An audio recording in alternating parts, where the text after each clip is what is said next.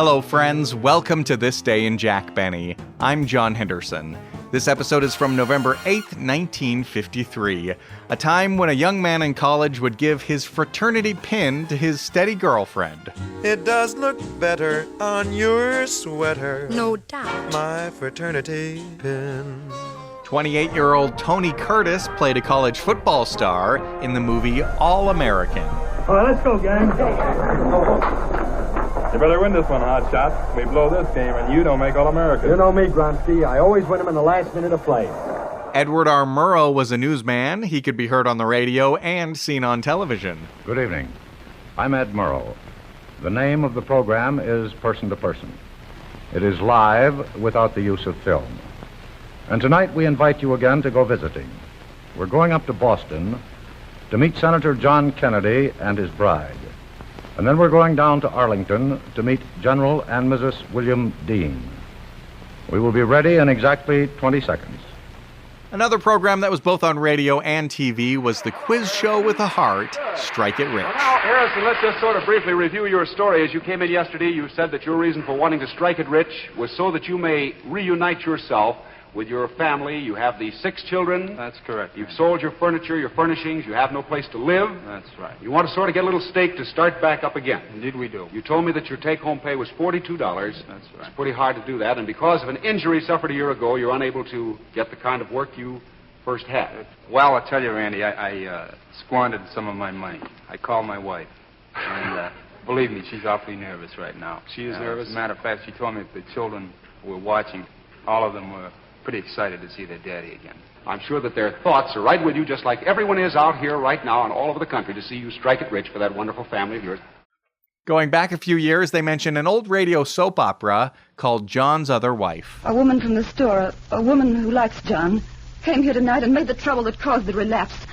I'll feel all right again when he's all right. And the old World War II grease collection program, Save Your Fat Week. Housewives of America, one of the most important things you can do is to save your waste kitchen fats. Bacon grease, meat drippings, frying fats. We and our allies need millions of pounds of fats to help win the war. For fats make glycerin, and glycerin makes explosives. And finally, it was the thriving days of print media. They mentioned Look Magazine, Good Housekeeping, and Collier's. And my thanks to Look Magazine. If you'd like to contact me, you can email jackbennypodcast@gmail.com, or on Twitter, it's @thisdaybenny. And enjoy the show. The Jack Benny Program, transcribed and presented by Lucky Strike. Lucky's taste better. Cleaner, fresher, smoother. Lucky's taste better. Cleaner, fresher, smoother. For Lucky Strike means fine tobacco, richer tasting, fine tobacco. Lucky's taste better. Cleaner, fresher, smoother. Lucky Strike, Lucky Strike. Friends, after all is said and done, the reason you or anybody else smokes a cigarette can be summed up in one word: enjoyment. And certainly the enjoyment you get depends entirely on the taste of a cigarette. Put it this way. Smoking enjoyment is all a matter of taste. Well, the fact of the matter is Lucky's taste better. Cleaner, fresher, smoother. Here's why Lucky's taste better. First, they're made of fine tobacco. Lucky Strike means fine tobacco. Fine, naturally mild, good-tasting tobacco. Second, Lucky's are actually made better. Made round, firm, fully packed, to always draw freely and smoke evenly. Yes, fine tobacco in a better-made cigarette gives you better taste every single time. After all, smoking enjoyment is all a matter of taste. And the fact of the matter is, Lucky's taste better. You'll know that's true the minute you light up a Lucky. So next time you're shopping for cigarettes, get the carton with the red bullseye, Lucky Strike. Be happy, go lucky, get better taste today.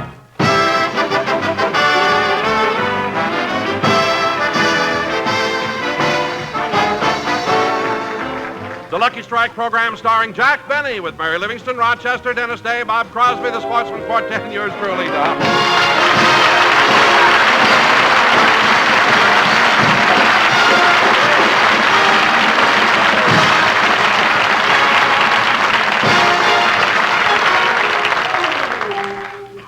Well, ladies and gentlemen, I give you the star of our show, a man who for years has won the highest accolade of critics and public alike. Oh, Don, please. A man whose unique abilities have brought him to the pinnacle of success and whose... Oh, I can't read this stuff. You'll read it and like it.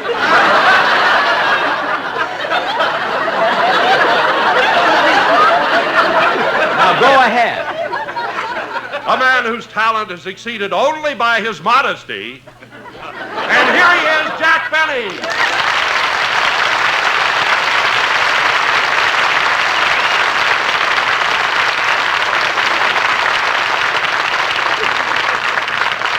Thank you. Thank you, thank you. Hello again. This is Jack Benny talking. And, Don, I don't see why it should be so hard for you to say a few nice things about me. But I'm happy you managed to struggle through that introduction. Well, Jack, the only reason I did was because I was afraid you'd fire me. Don, I couldn't fire you. Why not? Because this happens to be National Save Your Fat Week. That's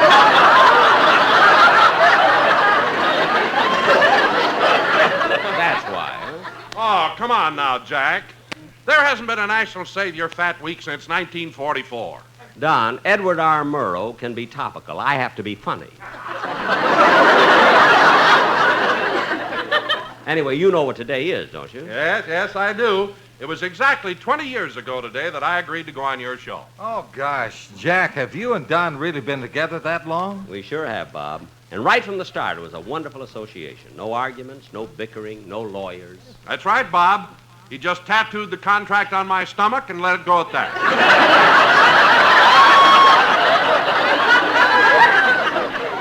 And every year, there's been room for new clauses. Don,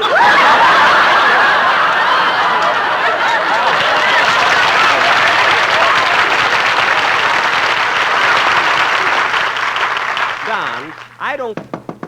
Come in. Telegram for Jack Benny. Over here, boy. Hey, it's from Dennis. Anything wrong? Let me read it. Dear Mr. Benny, I may be a little late for the show today as I have to get my shoes shined and my car washed. I'm also eloping to Niagara Falls. Dennis, eloping to Niagara Falls? What a crazy kid. I didn't even know he had a girl. Out of a clear blue sky, Dennis elopes. Couldn't get married like everyone else, with a ceremony and guests and a nice violin solo. Oh, well, if Dennis... Pardon me, Mr. Benny. Are you still here? Well, I hate to mention it, but when one delivers a telegram, it's customary for one to get a tip. Oh, of course. Now, how much do you usually get? Well, that's up to you. I wouldn't want to influence you in any way. Well, let's see. Do you mind if I use your phone a minute? No, go ahead.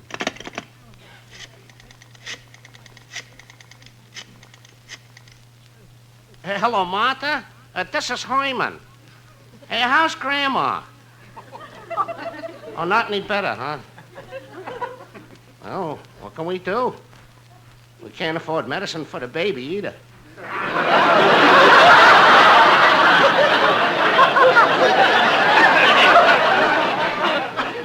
But, Martha, if we spend that money on medicine, we won't be able to buy any food. Huh? The landlord was over? What'd he say? He's only going to give us 2 more days. Well, I'll try to see what I can do, Martha. Keep up your courage. Bye. Control yourself. Here, I've got a tip for you. Oh, gee, thanks, mister. Oh, no. What's the matter? For a lousy dime, I just wasted a routine I could have used on Strike It Rich.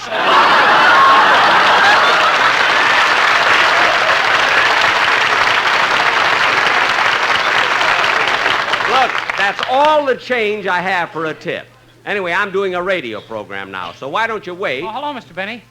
Dennis, what are you doing here? I thought you were eloping. Oh, that's all off. All off? What happened? Well, this morning I was about to propose to the girl, and I really saw her for the first time. You mean... She's got long, stringy hair, beady eyes, bad complexion, a mean face, and she's as big as a horse.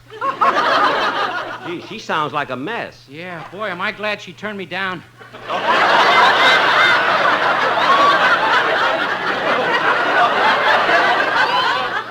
She turned you down? Oh, I don't care. I'll marry her twin sister. Oh, fine. You should see her twin sister. She's got a figure like Marilyn Monroe, legs like Betty Grable, hair like Rita Hayworth, and a face like Ava Gardner. Dennis, if the other girl's so ugly, how could her twin sister be so beautiful? You and Ed Murrow can be technical. I have to be funny. Sing your song, will you? That kid drives me.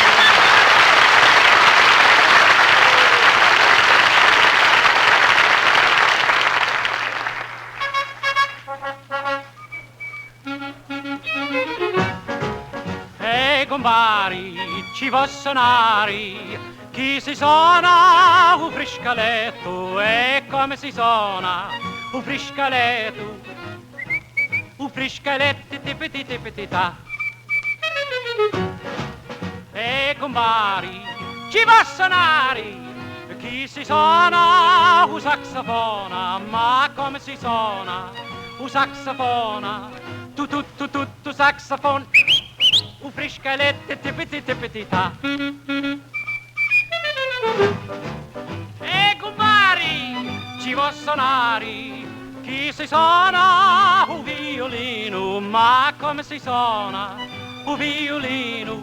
A zing un violin, tu saxofon, un friscalette tipiti ta. E compari, ci vuol suonare, chi si suona alla trombetta, ma come si suona alla trombetta?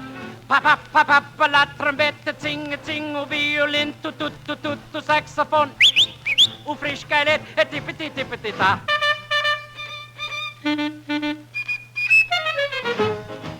E compari, ci vuol suonare, chi si suona alla trombona, ma come si suona alla trombona? A fum alla trombona, pa la trombetta, zing un violin, tu saxofon, un friscalet tipiti ta.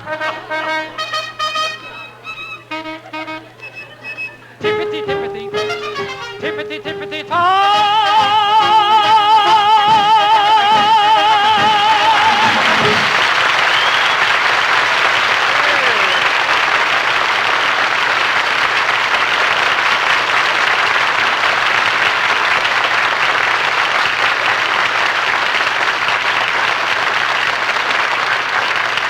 That was very good, Dennis. That was wonderful. And now, ladies and gentlemen, for our feature attraction tonight, we are going to do our version of Universal International's classic of the gridiron, All American. Hey, isn't that the one where Tony Curtis stars as the football hero? That's right. In fact, tonight I'm playing his role. Oh, but Jack, Tony Curtis is so young. How can you even think of taking the part he played? Look, there's no sense in arguing because I'm going to play the Tony Curtis part, and nobody can stop me. I can. Who are you? Tony Curtis.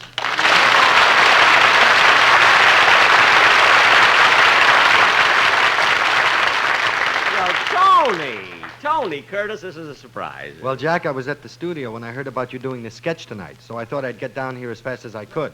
Oh. Jack, you really don't intend to take the part I played in the picture, do you? Well, of course I do. Well, don't you think it's a little ridiculous? Well, what's so ridiculous about it? Jack, the picture happens to be all American, not early American.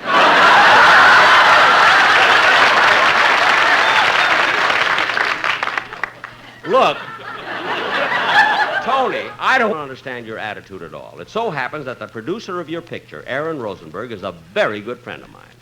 If you don't let me play the part, you'll have to go back to the studio and face him. I mean, how would you explain it to him? I mean, what would you tell him? Him drove me down here. Well, look, Tony, I'm going to play the part unless you have a strenuous objection. Well, I do. I think you playing the part of a college boy is incongruous. Oh, yeah? Well, let me tell... Hey, Bob. Bob, come here a minute, will you? Yes, Jack? What does incongruous mean? Huh? Well, I'm not sure. Oh, Remley! Never mind!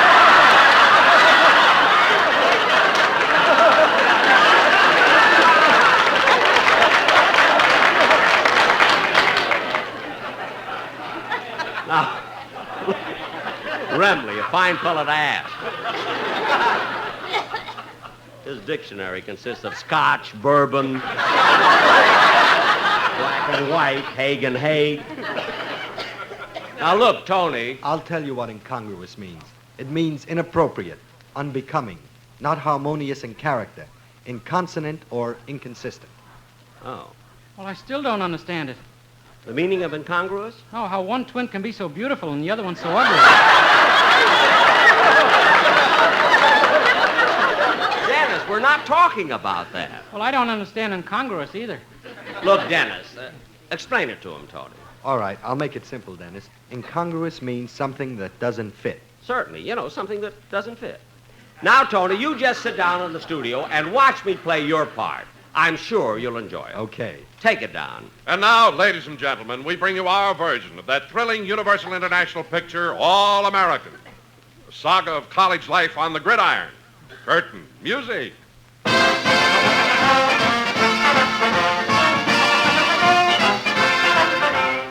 This is the story of a poor boy who, because of his talent on the football field, was able to go to college, rise to the top, and become an All-American.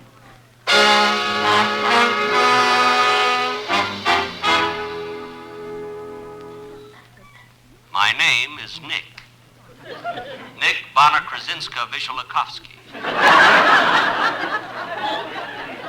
In my first year at Mid-State University, I was the star quarterback. I'll never forget that crucial game for the championship. I caught the opening kickoff and ran it back for a touchdown. The crowd went wild. The rooting section stood up and began to cheer for me. Bonner-Krasinska Vishalakovsky. Bonner-Krasinska Vishalakovsky.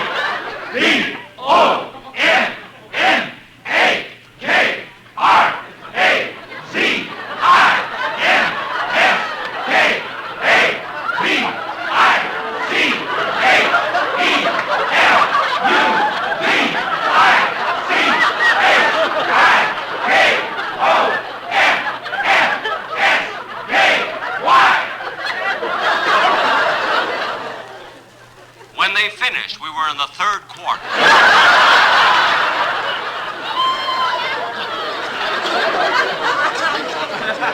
The rest of the game was routine till the last few minutes when I made one spectacular play. I kicked a field goal from the 16-yard line. The crowd went wild. B-O-N-N-A-K-R-A-C. It was then that I decided to change my name. I changed it to Bonelli, Nick Bonelli. At the end of the season, I made every All-American team. My passing was praised by colliers. My running was applauded by Look. And my deodorant won the Good Housekeeping seal.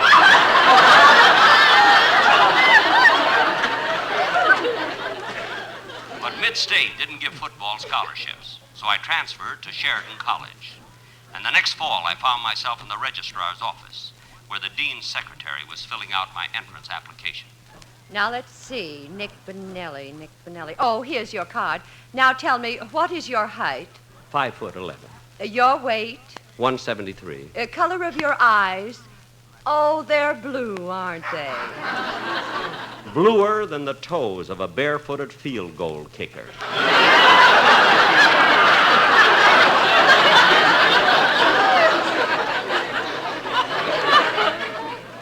Well, that's all the questions, and, oh, just a second.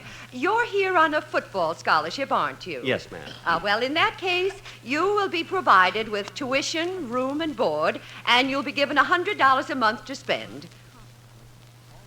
Do I have to spend it?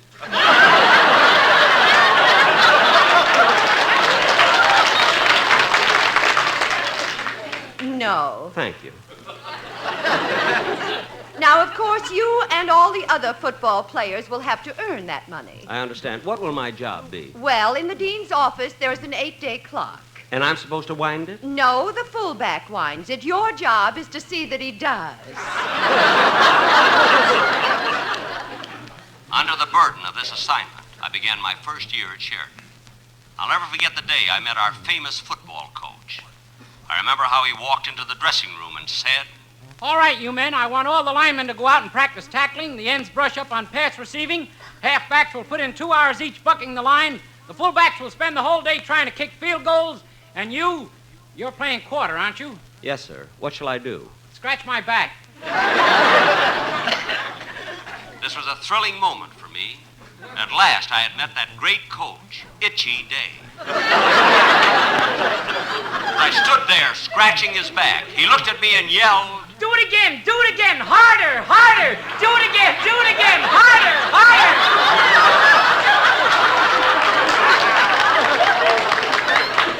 Now, wait a minute, Coach. I don't want to do this. I'm an All-American at mid-state. Well, you're at Sheridan now, and everybody starts from scratch.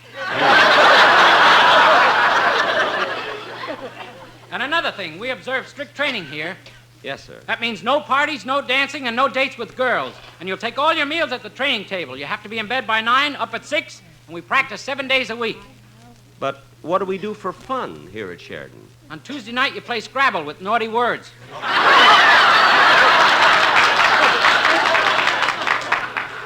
Yes, Coach Day was a strict disciplinarian. And when it came to football, he was a perfectionist. We had a good team, but the players weren't very bright. So Coach Day had little radios installed in our helmets, so we could listen to the broadcast of the game and find out who had the ball.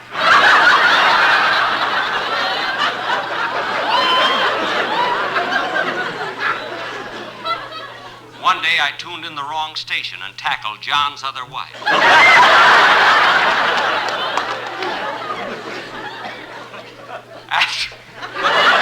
After starring in 3 straight games, I was the toast of the campus. But I found out that Sheridan was different than mid-state. These students were snobs, and my roommate, Robert Carter, was the biggest snob of all. He was always nagging me. Hey, Benelli. What is it, Robert? How many times have I told you? When you store things in the closet, keep your mothballs away from mine. But how can you tell the difference? Mine are monogrammed. Oh, Robert, why can't we be friends? I don't like riffraff. But, Robert, I'm so popular on the campus. All the fraternities are begging me to join. Well, mine is the ritziest one, and I'm sure that you won't get in. Why not? Because I'm the only member. What? And the only reason I got in is my brother owns a college. Later, I found out his brother also owned Minute Maid orange juice, the Pittsburgh Pirates, and Pittsburgh.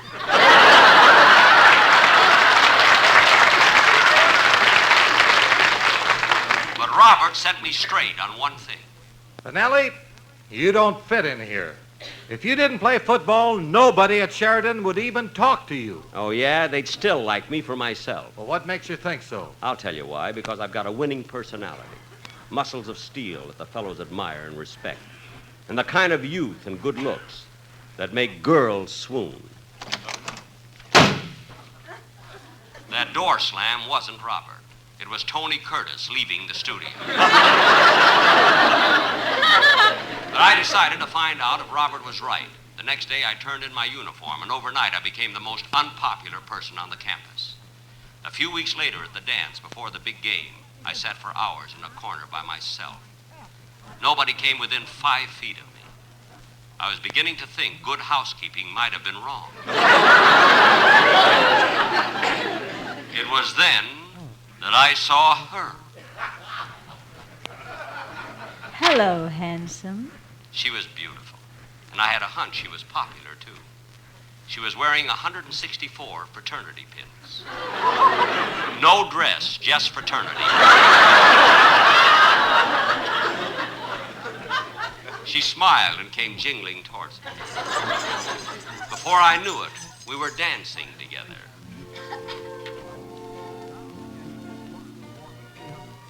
What's your name? Viola Ward. I'm Nick Benelli. I know. Gee, Nick, dancing with you is different than dancing with the other college fellows. It is? Yes. They don't even know the minuet.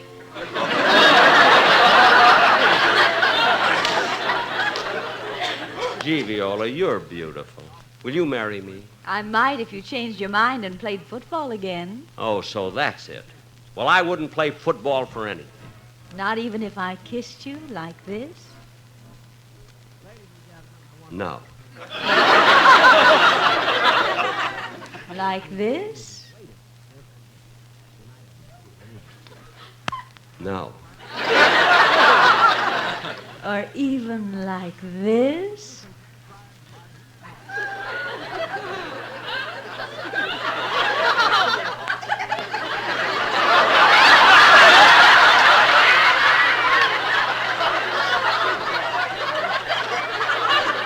I had decided to play football after the first kiss, but I wasn't foolish enough to tell her.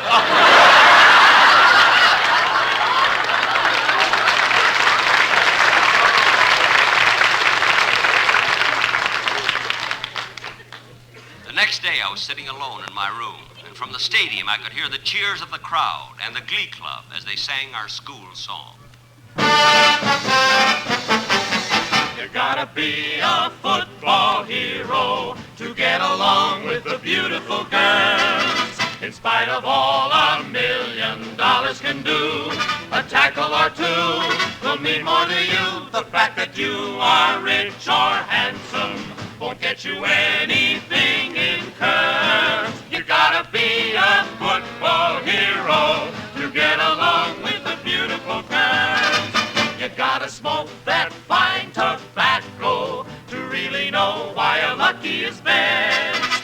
On every college campus throughout the land, the students demand their favorite brand. A Lucky Strike is better tasting. A Lucky Strike wins every test. You gotta tear and then compare 'em to really know why a Lucky is best. Lucky Strike means fine tobacco. Lucky Strike means fine tobacco. Cleaner, fresher, smoother. Ellis, MFT, better tasting, you'll agree. Free and easy on the draw, sure to please your ma and pa. A Lucky Strike is better tasting, so round and firm and fully packed. A Lucky Strike is made much better. That's not a claim, no sir, that is a fact. Ask your professor, be happy and go Lucky Strike.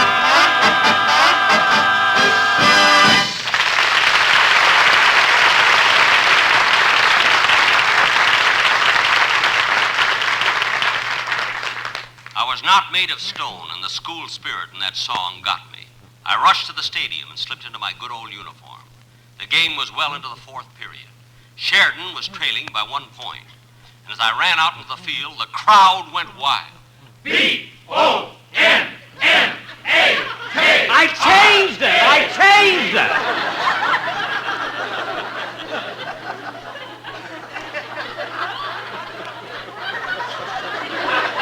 In the huddle, I called my favorite play, but it was stopped cold. The opposing team had the biggest line in football. His name was Don Wilson. Once I ran around his end and was out of bounds by 10 yards. Time was running out, but I kept cool. I knew our chance would come. Then with seconds left to play, I intercepted a pass. And as I weaved down the field, suddenly everything went black. I couldn't see a thing. My helmet had slipped down over my eyes. It didn't fit. In other words, it was incongruous.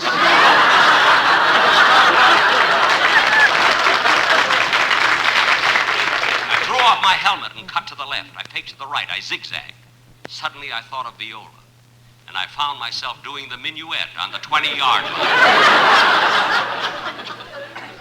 As I started running again, I realized there was only one man between me and the goal line, but I couldn't get by him. Then I noticed he wasn't even wearing a football uniform, and I hollered at him. Why don't you let me get by? I'm still waiting for my tip. But I didn't give him the tip. Why should I? After all, it was Tony Curtis, and not I, who was the All-American.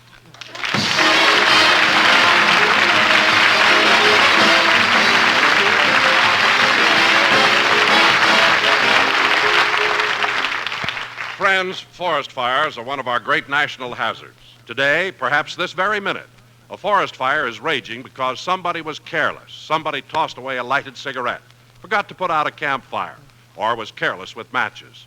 Forest fires ravage millions of acres of timberland, weaken America, take lives. So please, be careful, be cautious. Don't give fire a place to start. Thank you.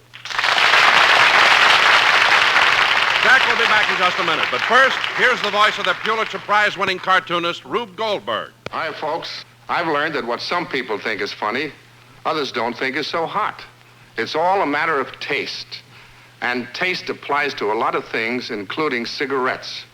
To me, Lucky's taste better, and taste is what I'm looking for. And I always find it when I smoke a Lucky.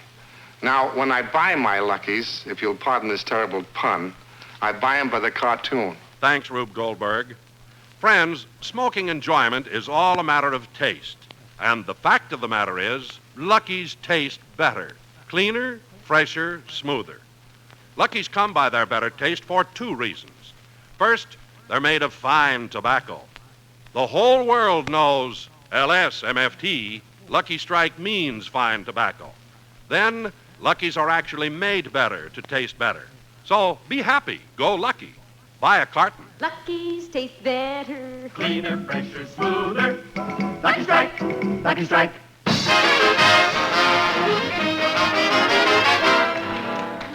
Ladies and gentlemen, I want to thank Tony Curtis, who appeared tonight through the courtesy of Universal International Pictures and will soon be seen in his latest picture, Forbidden. Good night, everybody. We're a little late.